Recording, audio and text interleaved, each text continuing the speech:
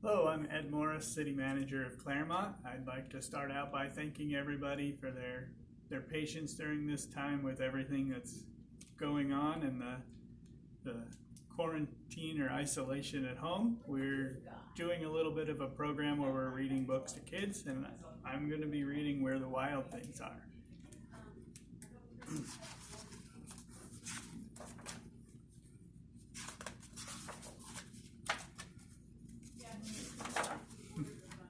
The night Max wore his suit and made mischief of one kind and another,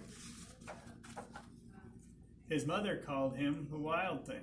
Max said, "I'll eat you up." And he was sent to bed without eating anything. That very night in Max's room, a forest grew and grew and grew until his ceiling hung with vines and the walls became a world around him. And the ocean tumbled by with private boat for Max, and he sailed off through the night and day. And in and out of weeks and almost over a year to where the wild things are. And when he came to the place where the wild things are, they roared their terrible roars and gnashed their terrible teeth, and roared their terrible eyes, and showed their terrible claws, till Max said, "Be still," and tamed them with a magic trick of staring into their yellow eyes without blinking once, and they were frightened and called him the most wild thing of all, and made him king of all the wild things. "And now," cried Max, "let the wild rumpus start." And they danced and hung in the trees and marched through the forest.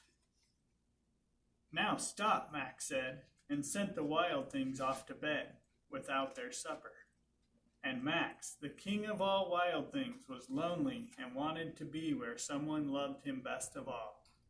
Then all around from far away across the world he smelled good things to eat. So he gave up being king of where the wild things are. But the wild things cried, "Oh, please, don't go, we'll eat you up. We love you so." And Max said no. The wild things roared their terrible roars and gnashed their terrible teeth, and roared their terrible eyes and showed their terrible claws.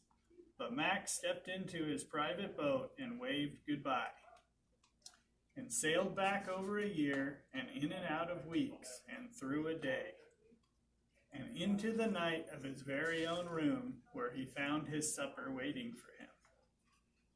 And it was still hot. The end.